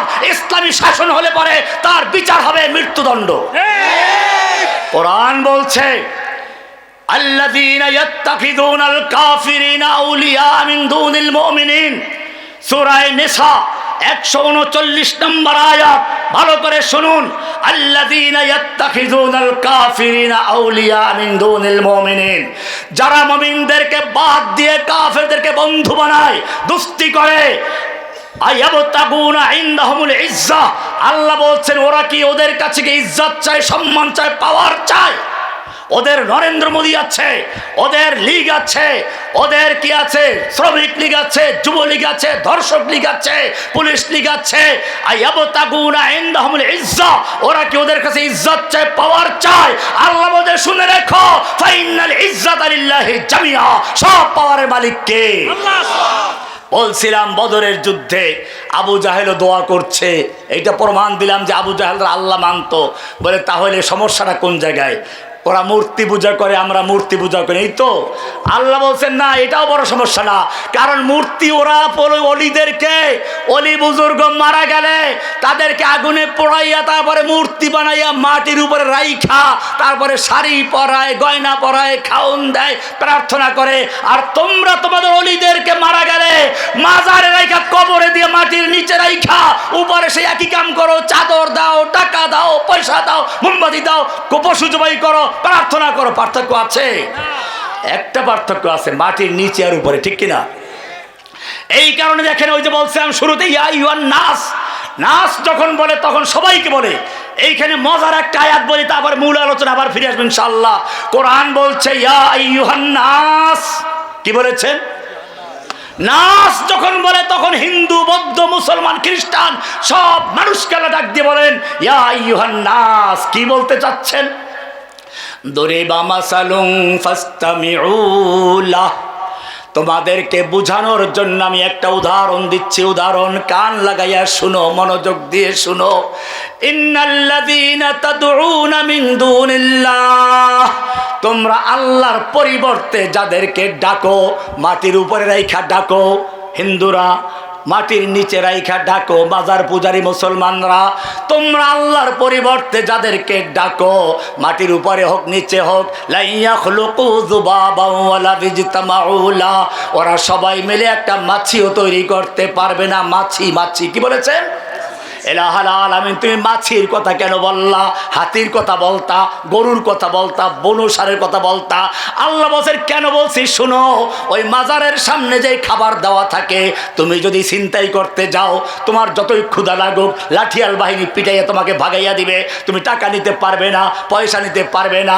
ওই মূর্তির সামনে ওরাও খাবার দেয়, যত বড় সুন্দর দামি খাবার হোক না কেন, তোমার ক্ষুধা লেগেছে, তুমি আনতে গেলে তোমাকে পিটাবে, লাঠিয়াল বাহিনী আছে। কিন্তু মাছি যদি পাঠাই, মাছি ওখান থেকে খাবার চুরি করে নেয়, ওই দেবদেবী পূজারীদেরও খবর থাকে না, আর ওই মাজার পূজারীর খবর থাকে না। আমি সেই জন্য মাছির উদাহরণ দিয়েছি। কোরআন বলছে ওয়াইয়াসলুবুহুমুজ যুবাবু শাইআ, ওরা মাছি তৈরি করা তো দূরের কথা, ওই মাছি যদি ওদের সামনে খাবার থেকে কোনো খাবার ছিনতাই করে নিয়ে যায়, ওই মূর্তি পূজকও ফিরাইতে পারে না, মাজারের পাহারাদারও ফিরাইতে পারে না, আর মাজারওয়ালাও ফিরাইতে পারে না, মূর্তিও ফিরাইতে পারে না। এই জন্য মাছির উদাহরণ দিয়েছে। কোরআন পরিষ্কার করে দিয়েছে, আমিন আয়াতিহিল লাইলু ওয়ান নাহার ওয়াশ শামসু ওয়াল কমর। ও মুসলিম, তুমি যদি সত্যিকার লা ইলাহা ইল্লাল্লাহ বলে ঈমানদার হয়ে থাকো, ভালো করে শোনো, এই চন্দ্র, সূর্য, গ্রহ, নক্ষত্র, রাত, দিন সব কিছু আল্লাহর নিদর্শন, আল্লাহর সৃষ্টি। লা তাসজুদু লিশ-শামসি ওয়ালা লিল-কমর, খবরদার তোমরা সূর্যকে সিজদা করবে না, চন্দ্রকে সিজদা করবে না, গ্রহ নক্ষত্রকে সিজদা করবে না। ওয়াসজুদু লিল্লাহিল্লাযী খালাকাহুন্না, সিজদা করবে শুধু তাকে যিনি এই সবগুলো সৃষ্টি করেছেন, তাকে। সৃষ্টির সামনে বনি আদমের মাথা নত হবে না, মাথা নত হবে স্রষ্টার সামনে, যিনি সব সৃষ্টি করেছেন তার সামনে। কি সুন্দর এক শরিয়াতে, একটু চিন্তা করে আমি একটু উদাহরণ দিচ্ছি। জানাজার নামাজ আমরা পড়ি, অথচ যত নামাজ পড়ি সব নামাজের রুকু সেজদা করা ফরজ, কিন্তু জানাজার নামাজের রুকু সেজদা আছে? কেন নাই? সব নামাজের রুকু সেজদা করা ফরজ, না করলে নামাজ হবে না। আর জানাজার নামাজে রুকু সেজদা করা যাবে না। কারণটা কি? কারণ একটাই, জানাজার নামাজের সামনে একটা লাশ আছে, লাশ। তুমি যেই বুজুর্গের মাজার পূজা করছো, সেই বুজুর্গেরও জানাজা হয়েছিল, তখন একেবারে সামনে ছিল, কোনো পর্দা ছিল না, কোনো মাটি ছিল না, হোগলা ছিল না, বাঁশ ছিল না। কি সুন্দর সেজদা করার সময় ছিল, তখন সেজদা করলে না। আর যখন সেইটা মাটির নিচে চলে গেল, তখন হোগলা আসলো, বাঁশ আসলো, তারপরে তোমাকে কোন বিবেক সেজদা করার জন্য পারমিশন দিল? মাজারে সেজদা করা জায়েজ না হারাম? জানাজার নামাজে সেজদা করা নিষেধ করেছেন কেন? জানাজার নামাজে যদি আল্লাহকেও সেজদা করে, তাহলে ওই মাজার পূজারী, পীর পূজারী, সেজদাকারী বলবে এই তো বুজুর্গকে সম্মানের সেজদা করা হলো, এটা জায়েজ। বিভ্রান্ত করবে, ধোঁকা দিবে, প্রতারণা করবে, যাতে করে সে প্রতারণা করতে না পারে, ধোঁকা দিতে না পারে, মানুষকে বোকা বানাতে না পারে। সেজন্য আল্লাহ রাব্বুল আলামিন জানাজার নামাজের থেকে নিজের পাওনা সেজদা পর্যন্ত বাতিল করে দিয়েছে। পরিষ্কার বিধান। এইরকম যারা বলছে মুমিন হবে, আল্লাহ বলছেন ফাইনাল ইজ্জাতা লিল্লাহি জামিয়া, গোটা পাওয়ারের মালিক কে? এইবারে আমি শেষ করার দিকে যাচ্ছি। শুরু করেছিলাম যেখান থেকে যুগে যুগে ফেরাউনরা মানুষকে দাস বানিয়েছে, অত্যাচার করেছে, জুলুম অত্যাচার করে মানুষকে বিভক্ত করেছে। এই দুই দল মিলে এক দল শাসক, আর এক দল কি যাজক, আর এক দল কি এই শাসকদের 5টা গোলাম যাজক। আর এই দুই দল যখন বিপদে পড়ে, তখন এগিয়ে আসে ব্যবসায়ীরা। কারা? আমি তখন জেলে ছিলাম, দেখলাম শেষ দিকে একদল ব্যবসায়ীদেরকে নিয়ে চীন মৈত্রী হলে সম্মেলন করে নাই, সেখানে বক্তব্য দিয়েছিল কি বারবার দরকার হাসিনার সরকার, এটা এই কারণটাই বলেছে যুগে যুগে তিনটা শক্তি একাত্র হয়ে জালিমদেরকে টিকিয়ে রেখেছে। এরা ছিল ভিআইপি, এরা সিআইপি, এরা হলো অসাধারণ, বাকি সব জনগণ হচ্ছে সাধারণ। কোরআন এই অসাধারণ আর সাধারণের প্রাচীরকে ভেঙে দিয়ে কোরআন বলছে ইয়া আইয়ুহান নাস ইন্না খালাকনাকুম মিন যাকারিন ওয়া উনসা ওয়া জাআলনাকুম শুউবান ওয়া কাবাইলা লিতাআরাফু ইন্না আকরামাকুম ইনদাল্লাহি আতকাকুম। ইয়া আইয়ুহান নাস, হে মানব জাতি, তুমি হিন্দু হও, বৌদ্ধ হও, খ্রিস্টান হও আর মুসলমান হও, আরব হও, আজম হও, ধনী হও, গরিব হও, শাসক হও, যাজক হও, ধনী হও, ব্যবসায়ী হও, ইয়া আইয়ুহান নাস, হে মানব শুনে রেখো, ইন্না খালাকনাকুম মিন যাকারি ওয়া উনসা, আমি তোমাদেরকে একজন পুরুষ একজন নারী থেকে সৃষ্টি করেছি। ওয়া জাআলনাকুম শুউবান ওয়া কাবাইলা লিতাআরাফু, আমি তোমাদেরকে বিভিন্ন দলে বিভক্ত করেছি, বিভিন্ন বংশে বিভক্ত করেছি, যাতে করে তোমরা একে অপরকে চিনতে পারো। কিন্তু জেনে রাখো, এই বংশ পরিচয়, তুমি সাইয়েদ, তুমি অমুক তমুক হাওলাদার, তুমি চৌধুরী, এই সব দিয়ে আমার কাছে মান নির্ণয় হবে না। তুমি শাসক না যাজক না ব্যবসায়ী, এই দিয়ে মান নির্ণয় হবে না। ইন্না আকরামাকুম ইনদাল্লাহি আতকাকুম, তোমাদের মধ্যে সবচেয়ে মুত্তাকি যে বেশি আমার কাছে সে সবচেয়ে বড় অভিজাত্য, সে আমার কাছে সম্মানিত। এই ছাড়া কোনো অভিজাত্যের মাপকাঠি নেই। এই কারণে কোরআন বলছে যুগে যুগে যারা অত্যাচার করেছে, যারা মানুষকে গোলাম বানিয়ে রেখেছে, এইবারে আল্লাহ বলছেন ওয়ানুরিদু আন নামুন্না আলাল্লাযীনা ইসতুদঈফু ফিল আরদি, আমার নিয়ম হলো তিলকাল আইয়ামু নুদাবিলুহা বাইনান নাস, মানুষের মধ্যে ক্ষমতার পালা বদল করি। ফেরাউন এক সময় সে আল্লাহ দাবি করেছে, আমি তাকে পানিতে চুবিয়ে মেরেছি। নমরুদ রব দাবি করেছে, আমি তাকে খরম পিটা করে দুনিয়া থেকে বিদায় করেছি। আবু লাহাব নবীর যুগের ফেরাউন, সে যখন অহংকার করেছে অনেক সন্তান আর সম্পদ আছে, তাকে পচিয়ে গলিয়ে নিজের ঘরে একা একা পচে গুলে মরে গেছে, একটা লোক দেখার ছিল না। আবার যখন নতুন করে বাংলার জমিনে এক লেডি ফেরাউন এসেছে, অত্যাচার জুলুম করে 41 সাল পর্যন্ত কর্মসূচি ঘোষণা করেছিল। আল্লাহ বলছেন শুনো, আমি জালিমদেরকে ঢিল দেই, একটু ছাড় দেই, ছেড়ে দেই না।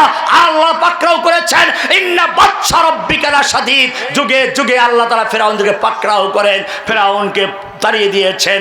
এবারে আল্লাহ বলছেন ওয়া নুরিদু আন নামুন্না, সূরা কাসাসের 5 নম্বর আয়াত আল্লাহ বলছেন এবারে পালা এসেছে, নুরিদু আন নামুন্না আলাল্লাযীনা ইসতুদঈফু ফিল আরদি, এতদিন পর্যন্ত যাদেরকে নির্যাতন করা হয়েছে, অত্যাচার করা হয়েছে, কারাবন্দী করে রাখা হয়েছে, বাড়িঘর লুট করা হয়েছে, ব্যবসা বাণিজ্য বন্ধ করে দেওয়া হয়েছে, যাদেরকে দুর্বল করে রাখা হয়েছিল, এবারে পালা এসেছে নুরিদু আন নামুন্না আলাল্লাযীনা ইসতুদঈফু, যাদেরকে দুর্বল রাখা হয়েছিল তাদের উপর অনুগ্রহ করব, তাদেরকে এবারে জেল থেকে এক এক করে বের করে নিয়ে আসবো। বের করেছেন কে? এক নাম্বার। 2 নাম্বার আল্লাহ বলছেন ওয়া নাজআলাহুম আইম্মাতান, আমি তাদেরকে ইমাম বানাবো। ইমাম কি বানাবো? ইমাম মানে নেতা, লিডার বানাবো। তার মানে এতদিন পর্যন্ত যারা জুলুম নির্যাতন সহ্য করেছ, অটল থেকেছ, দাসত্ব করো নাই, চাটামি করো নাই, গোলামি করো নাই, মাথা নত করো নাই, আল্লাহ ওয়াদা করেছেন তোমাদেরকে ইমাম বানাবেন। ইমাম কে বানাবেন? বোঝা গেল আল্লাহর এটা ওয়াদা, কিন্তু শর্ত আছে। সেই শর্ত যদি পূরণ করতে পারো, ঐক্যবদ্ধ থাকতে পারো, যেভাবে ঐক্যবদ্ধভাবে জালিমদেরকে হটিয়েছ, সেভাবে যদি ঐক্যবদ্ধ থাকতে পারো, তোমাদেরকে ইমাম বানানো হবে। 3 নাম্বার ওয়া নাজআলাহুমুল ওয়ারিসিন, 3 নাম্বার আল্লাহর ওয়াদা ওয়া নাজআলাহুমুল ওয়ারিসিন, আমি তোমাদেরকে তাদেরকে ওয়ারিস বানাবো। অত্যাচারিত, নির্যাতিত, নিপীড়িত, অসহায় সেই দুর্বল লোকদেরকে আমি ওয়ারিস বানাবো। ওয়ারিস কাকে বলে? তোমরা কোরআনে পড়বে আল্লাযীনা ইয়ারিসুনাল ফিরদাউসা, জান্নাতুল ফিরদাউসে প্রত্যেকটা মানুষের 2টা করে সিট থাকবে, 2টা। জান্নাতি যারা তারা তো গেছে, যারা কাফের মুশরিক মুনাফিক তাদের সিট খালি থাকবে। ওই সিটগুলো যে খালি আছে, আল্লাহ রাব্বুল আলামিন মুমিনদেরকে ওই কাফেরদের সিটগুলো দিয়ে দিবেন। এখানে ওয়ারিস কাকে বলে শুনো, মানুষ মারা গেলে তাদের সম্পত্তি রেখে যায় না কবরে নিয়ে যায়? অবশ্য ফেরাউন তো কিছু নিয়ে গেছে, তো নিয়ে যাওয়ার পরেও কিন্তু 832 ভরি স্বর্ণ পাওয়া গেছে। আরো নাকি আছে? আল্লাহ বলছেন ওরা পালিয়ে গেছে, ওদের যত রেখে যাওয়া সম্পত্তি সবগুলো তোমাদের অরিসূত্রে প্রাপ্ত সম্পত্তি। এই 32 নম্বর আবু সাঈদের বাপকে ডেকে দিয়ে দাও। কোরআনের ভাষা অনুযায়ী এটা আবু সাঈদের বাপের পাওনা। ওদের যত ব্যবসা বাণিজ্য আছে, ওদের বাড়িঘর আছে, যারা পা হারিয়েছে, চোখ হারিয়েছে, যারা পঙ্গু হয়েছে, তাদেরকে এনে ওদের ব্যবসা বাণিজ্য বাড়িঘর গুলোর ওয়ারিশ বানিয়ে দাও। কে ওয়ারিশ বানিয়েছেন? এটা আল্লাহ প্রদত্ত অধিকার, ফিরিয়ে দাও। 3 নাম্বার গেল। 4 নাম্বার এইবার আসল জায়গা, অনুমাক্খিনা লাহুম ফিল আরদ। অনুমাক্কিনা লাহুম ফিল আরদে, আমি তোমাদের যারা নির্যাতিত হয়েছে তাদেরকে ক্ষমতা দান করব, ক্ষমতা, শাসন ক্ষমতা তোমাদের হাতে আসবে। এরপরে আল্লাহ 5 নাম্বার বলেছেন, ওয়ানুরিয়া ফিরআউনা ওয়া হামানা ওয়া জুনুদাহুমা মিনহুম মা কানু ইয়াহজারুন। আর একটা জিনিস তোমাদেরকে দেখাবো, ওই ফেরাউন হামানদেরকে আমি সরাসরি মারি না, ওদেরকে জীবিত রাখি। আর নুরিয়া কেন? দেখাবার জন্য। ফেরাউনকে আমি চুবিয়ে মেরেছি, সে দেখে গেছে মুসার বিজয়। আমি নমরুদকে জুতা পিটাই করে আস্তে আস্তে মেরেছি, আবু লাহাবকে আমি পচিয়ে গলিয়ে মেরেছি। এমনি ভাবে তোমার দেশের ফেরাউনকে আমি অপমান করে পালাতে বাধ্য করেছি। এখন তাকিয়ে তাকিয়ে দেখছে তার ফাঁসির রায় হয়ে গেছে, তার লোকদেরকে পিছমোড়া করে হ্যান্ডকাপ লাগাচ্ছে, তার লোকেরা কচু পাতা কলা পাতা বিছিয়ে জঙ্গলে মাছার কামার খাচ্ছে। এরকম ভাবে এক একজনকে অপমান করে করে দেখাচ্ছি। আল্লাহ বলছেন, ওয়া নুরিয়া ফিরআউনা ওয়া হামানা ওয়া জুনুদাহুমা, আমি দেখাতে চাই, দেখিয়ে দিব ফেরাউনকে, হামানকে এবং তার সৈনিকদেরকে, মিনহুম মা কানু ইয়াহজারুন, তারা যেটা ভয় করছিল সেটাই। কে বলেছেন? এইটা আল্লাহর ওয়াদা। এই ওয়াদা পাওয়ার জন্য শর্ত আছে, ঐক্যবদ্ধ হও। এটা আপনারা আমার দৃষ্টিভঙ্গি ভালো করে জানেন যে আমি ভোট জোটের সাথে নেই, কিন্তু তারপরেও আমি চাই বাংলাদেশের সমস্ত দলগুলো যেভাবে জুলাই আগস্টে ঐক্যবদ্ধ হয়েছিল সেরকম ঐক্যবদ্ধ হয়ে কাজ করুক। আমি এক্ষেত্রে বলবো, বিএনপিকে এই দেশের মানুষ ভালোবেসেছিল এক সময়। বাংলাদেশে 2টা বলয় ছিল, 2টা ছাতা ছিল। একটা ছাতা ছিল ভারতের দালাল ভারতপন্থী, আর একটা ছিল ভারত বিরোধী। একটা ছিল ইসলামের পক্ষের শক্তি, আর একটা যে ইসলামের বিপক্ষের শক্তি। ইসলামের বিপক্ষের যত শক্তি ছিল, নাস্তিক, মুরতাদ, বাউল, কাদিয়ানি, সবগুলো একটা ছাতার তলে জড়ো হয়েছিল। সেই ছাতার নাম ছিল হাসিনা। অপর দিকে আর একটা শক্তি জিয়াউর রহমানকে ভালোবেসেছিল, বিসমিল্লাহ সংযোজন করেছিলেন, তিনি আল্লাহর প্রতি পূর্ণ আস্থা সংযোজন করেছিলেন। খালেদা জিয়াকে ভালোবেসেছিলেন, তিনি বারবার বলেছিলেন আমি ইসলামের পক্ষের শক্তি, ইসলামী মূল্যবোধের শক্তি, সেজন্য ভালোবেসেছে। বিএনপিকে ইসলামের বিরোধী শক্তি হিসেবে মানুষ দেখতে চায় নাই। সেজন্য বলবো, যদি বিএনপি আবার দেশের জনগণের ভালোবাসা লাভ করতে চায়, আমি জানি বিএনপির মধ্যে অনেক লোক নির্যাতিত, নিপীড়িত হয়েছে, অনেক ধার্মিক তাদের মধ্যে আছে। জেলখানায় যেহেতু আমি দীর্ঘদিন ছিলাম, জামাতের নেতৃবৃন্দর সঙ্গে আমার প্রায় সবার সঙ্গে সাক্ষাৎ হয়েছে। তাদের অনেক সুন্দর আচরণ আমল আমি দেখেছি স্বচক্ষে। বিএনপির অনেক নেতাদেরকে আমি দেখেছি কিভাবে নির্যাতন করা হয়েছে। কাউকে ক্যামেরা লাগিয়ে দেওয়া হয়েছে রুমের সামনে, কাউকে আমার আশপাশে নির্যাতনে নির্বিচারে তাদেরকে নির্বাসন দেওয়া হয়েছে, নির্জনবাসী দেওয়া হয়েছিল, বেরি পড়ানো হয়েছিল। এরকমভাবে সব দলের লোকেরা নির্যাতিত হয়েছে। হেফাজতের মামুনুল হক সাহেবকে তো আমার রুমেই আমার বলকে দিয়েছিল কয়েকদিন পর্যন্ত। এভাবে সবাই আমরা নির্যাতিত।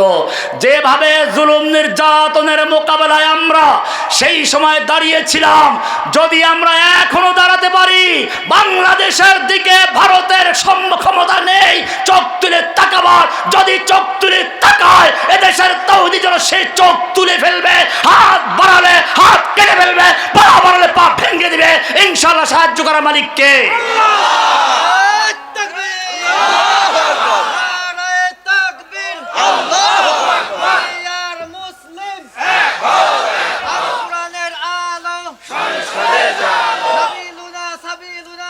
ভিন্ন দল থাকবে, প্রতিযোগিতা হতে পারে, কিন্তু প্রতিরোধ আর প্রতিশোধ কাম্য নয়। যদি প্রতিশোধ আর প্রতিরোধের দিকে যাও তাহলে জেনে রাখবে শয়তান যেরকম ভাবে ওই যে জান্নাতের ভিতরে তো আদম ছিল, সে তো বহিষ্কার হয়েছিল, তাহলে আদমকে ধোঁকা দিয়েছিল কেমনে? সাপের একটা কাহিনী আছে। শয়তান যেরকম সাপের মুখের ভিতরে বসে প্রবেশ করত, ঠিক তেমনি ভাবে এদেশে একদল সেই টুপিদারি যারা পালন করে এরকম কিছু লোকের ভিতর দিয়ে হাসিনা আবার বাংলাদেশে প্রবেশ করবে। সেই জন্য যদি সবাই ঐক্যবদ্ধ না হতে পারো তাহলে জেনে রাখো যে দলগুলো ইসলামের পক্ষে কমপক্ষে একাত্র হয়েছে তারা একাত্র হয়ে যাও। আমি সেদিন চরমনায় গিয়েছিলাম, এটা চরমনায়ের সাথে একাত্র হওয়ার জন্য নয়। অনেকে ভুল বুঝতে পারে। সেদিন আমার চরমনায় যাওয়ার উদ্দেশ্য ছিল এই, ইসলামী দলগুলো যেভাবে ঐক্যবদ্ধ হয়েছে এই ঐক্যবদ্ধ শক্তিকে সমর্থন জানাবার জন্য আমি সেখানে গিয়েছিলাম, এর বেশি কিছু নয়। এজন্য মনে রাখবেন, আজকে আল্লাহর ওয়াদা আমরা শুনালাম, আমরা চাই বাংলাদেশের তৌহিদি জনতা ঐক্যবদ্ধ হোক, চাই সে বিএনপি করুক, জামাত করুক, আর ইসলামী আন্দোলন করুক, আর মজলিস করুক। যেভাবে এখন মাঠে নেমেছে কোনো প্রতিরোধ বা প্রতিশোধ না নিয়ে ঐক্যবদ্ধ আমরা থাকি। প্রতিযোগিতা হোক, সুন্দরভাবে দেশে মানুষ বসবাস করুক। একটা জালিমকে আমরা হটিয়েছি, নতুন কোনো জালিম এখানে আর বসতে না পারে, সেজন্য ঐক্যবদ্ধ থাকতে হবে। আল্লাহ সুবহানাহু ওয়া তাআলা কোরআনের যে বিষয়গুলো আলোচনা হলো সেগুলো আমল করার তৌফিক দান করুন, আমিন। এই মাহফিলের যারা আয়োজন করেছে আল্লাহ সুবহানাহু ওয়া তাআলা তাদের সকলকে কবুল করুন, আমিন। এই মাহফিলের জন্য যারা অর্থ দিয়ে, শ্রম দিয়ে, পরামর্শ দিয়ে যেভাবে সাহায্য করেছেন সকলের নাজাতের জন্য আল্লাহ মাহফিলকে কবুল করুন, আমিন। ওয়া সাল্লাল্লাহু তাআলা আলা নবিয়িনা মুহাম্মদ ওয়া আলা আলিহি ওয়া সাহবিহি আজমাইন।